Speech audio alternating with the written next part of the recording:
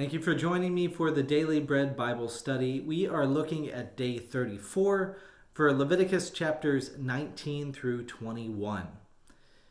And we see a lot of neighbor-oriented discussion here in these chapters of Leviticus, especially 19. We'll see Jesus quote, love your neighbor as yourself here, and that's in verse 18. So let's get into it. So the following neighbor-oriented, kind of guidelines. The first in Leviticus 19, verse 10, it says, "You shall leave them for the poor and the alien. I am the Lord your God," referring to the gleanings when you're harvesting crops, making sure that you are able to allow for God to provide for other people. In Leviticus 19, verse 14, "You shall not revile the deaf or put a stumbling block before the blind. You shall fear your God. I am the Lord." In verse 15 it says, "You shall not be partial to the poor or defer to the great. With justice you shall judge your neighbor." And then there's a call to make honest transactions. And then something that sounds very familiar to us as Christians.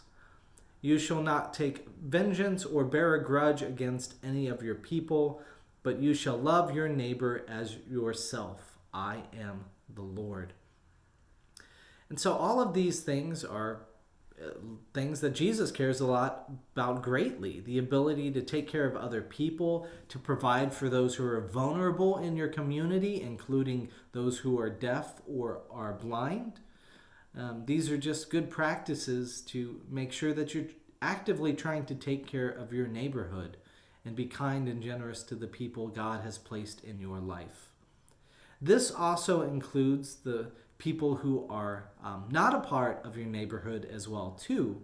In Leviticus 19 verse 33, "When an alien resides with you in your land, you shall not oppress the alien. The alien who resides with you shall be to you as a citizen among you.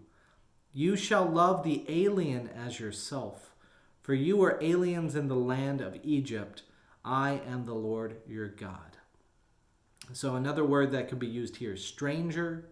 I've heard it said the idea of love the stranger.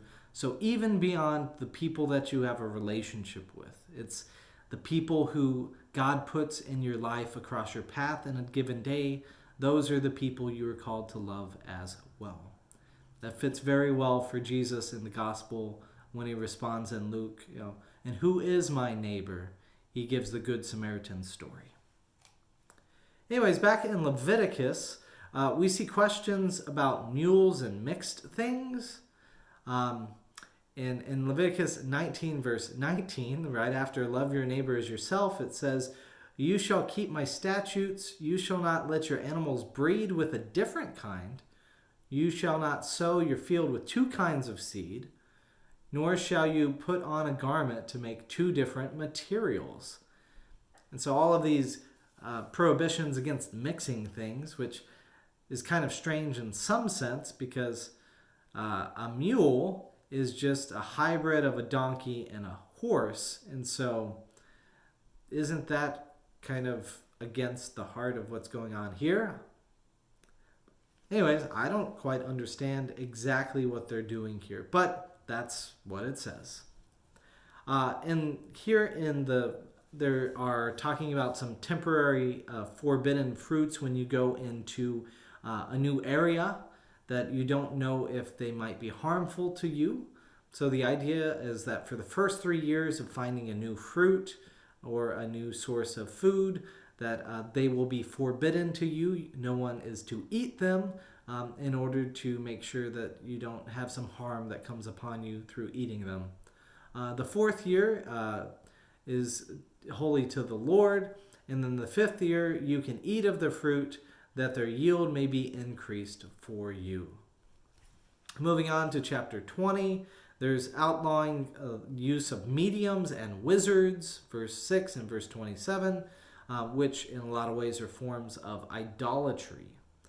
Then there's repeating a lot of what was in chapter 18, including practicing dysfunctional sexuality. We talked about that in good detail 2 times ago, or last time. And then in Leviticus 20:23 it says, "You shall not follow the practices of the nations that I am driving out before you. Because they did all these things, I abhorred them." So again, the idea is God is trying to make this community holy and set apart and unique and different than the nations around, to have relationships with their neighbors, even the foreigners, and to practice this way of living that brings life not just to individuals, but to a whole community. So in chapter 21, this is directed at parents in Leviticus 21, verse 4. But he shall not defile himself as a husband among his peoples, and so profane himself. Sorry, directed at the priests, chapter 21 is. And so the priest is called to be a husband to the people. Similarly, the city or people are called the bride of Christ there for us as Christians. In Revelation 21, verse 9, "Come, I will show you the bride, the wife of the Lamb. And in the Spirit he carried me away to the great high mountain and showed me the holy city Jerusalem coming down out of heaven from God." So this imagery of being connected as a bride and connected as husbandry, this is all very familiar to us as Christians, and something that is language that is used here to express the commitment level of the priests to these the people. Then we're invited that they are, as far as shaving your hair, because they are worried about hiding leprosy, since the color of the hair was used as a determining factor for illness. So there is the idea of not shaving your hair, so that way you conceal the color of your hair. Their law against the priest marrying women who have been prostitutes, defiled, or divorced. In Leviticus 21, verse 7, it says, "You shall not marry a prostitute or a woman who has been defiled, neither shall they marry a woman divorced from her husband, for they," again the priests, "are holy to the God, and you shall treat them as holy, since they offer the food to your Lord. They shall be holy to you, for I am the Lord.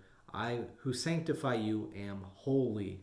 So yet again, as we talked about previously, the priests are essentially God's hands. They mediate God's interactions in the world, and they are God's vessels, and so they need to be as pure as possible, is the thought.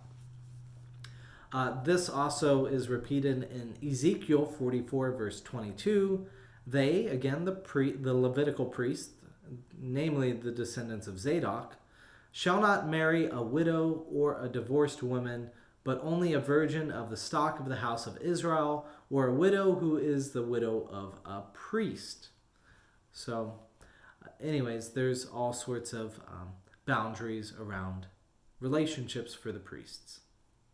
As far as unclean people go, in Leviticus 21, verse 23, it says, "But he shall not come near the curtain or approach the altar, because he, the unclean person, has a blemish, that he may not profane the sanctuaries. I am the Lord, I sanctify them." And then it's restated in 18 through 20, "For no one who has a blemish shall draw near, one who is blind or lame, or one who has a mutilated face, or a limb that's too long, or one who has a broken foot or a broken hand, or a hunchback, or a dwarf, or a man with a blemish in his eye, or an itching disease, or scabs, or crushed testicles." Wow, that is getting personal. But all of this is in order to respect the holiness and reverence of God. But the downside of that is people who need to hear God's grace, God's sense of connection, would be the people who are exactly forbidden from being connected. So especially us as Christians, Jesus was one who broke these laws specifically and pushed back against the boundaries of, the blemishes on the outside are not what define us, but it is more of where our heart is. That is where God cares about. So anyways, that wraps it up for today. I look forward to talking about more of this with you next time.